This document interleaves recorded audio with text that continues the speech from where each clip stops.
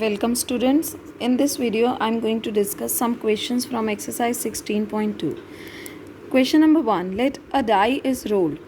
E be the event that die shows 4 and F be the event die shows an even number. Are E and F mutually exclusive? First you write your sample space. The outcomes are 1, 2, 3, 4, 5 and 6. Now E is the event die shows 4 and F be the event die shows even number. So outcomes are 2, 4, 6.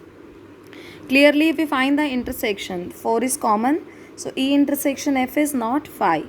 Hence E and F are not mutually exclusive. Question number 4. 3 coins are tossed once. So first you write down to your sample space. As 3 coins are tossed, so we are going to have 8 outcomes. 3 heads, then 2 heads. Change the position of T here, you will get HTH. Then again change its position, you will get THH. Now 1 head, HTT. Then write THT, TTH and no head. No head means all 3 are tails. Right? Now let A denote the event 3 head shows. So in A we have HHH. Let B denote the event 2 heads and 1 tail. So write the cases of 2 head and 1 tail. C denote the event 3 tails. So we have T, T, T. And D denote the event head shows on the first coin. So we have this. Here head is at first place. Again here this is also there. Next HTH will be there. Next will be HTT. Now find the events which are mutually exclusive. Clearly if you find A intersection B, this is 5. So A and B are mutually exclusive. Now A intersection C is also 5. So A and C are also mutually exclusive. Now A intersection D is not 5. So they are not going to mutually exclusive. In the same way you find B intersection C. This is also 5. That means B and C are mutually exclusive. Now B intersection D is not 5. Again if you find C intersection D, this is also going to be 5. So your C and D are also going to be mutually exclusive events, right? Second part, find the simple event. Now event which has only one outcome, A and C, so they will be simple events. Compound event which having more than one outcome, so B and D will be compound events. Next question, 3 coins are tossed 1. So sample space will be same as that of previous question. Describe any 2 events which are mutually exclusive. Here you have to write any 2 events which are mutually exclusive. Suppose I take A is the event of getting 3 heads. So we have HHH. Now let B be the event of getting 3 tails. So we have T, T, T. Clearly if you find their intersection, A intersection B, this is 5. So A and B are mutually exclusive. Next is probability of event. You know that this is evaluated by the formula number of favorable outcomes divided by the total possible outcomes of your sample space. Now probability of A union B is probability of A plus probability of B minus probability of A intersection B. If you have card system, total cards are 52, 26 are reds and 26 are black. Right, in red we have 13 diamond and 13 heart. Here we have 13 spade and 13 club. That means you have divided your cards in 4 parts. These are known as suits. S-U-I-T-S. That means we have total 4 suits. In each suit, in diamond we have 13. That means in each suit we have 13 cards.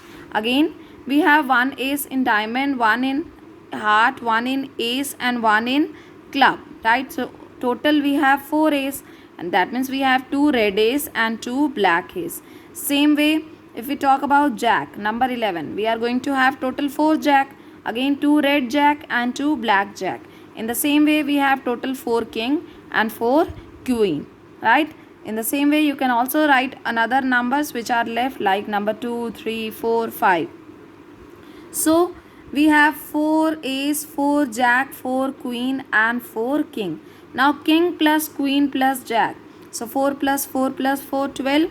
These are known as the face cards. Next question. One card is drawn from a pack of 52 cards.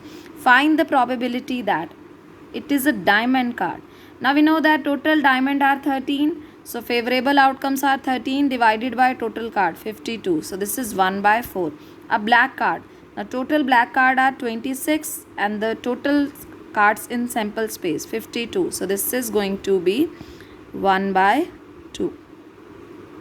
Next, ace card. Now ace are 4. So 4 upon 52. This is 1 by 13. Face card. 12 by 52. 3 by 13. Now if you have to write the total sample point, as the total outcomes of your sample space is 52, so that means the total sample points are also going to be 52. Next question. 3 coins are tossed one. Find the probability of getting 3 heads, at most 2 tails. First you write down the sample space. We have 3 heads, then 2 heads, then 1 head and no head, right? So we are going to have total 8 outcome. Now the probability of 3 heads, let A denote the event of getting 3 heads, so outcome is H. So if you write its probability, this is 1 by 8. Now let B be the event of at most 2 tail.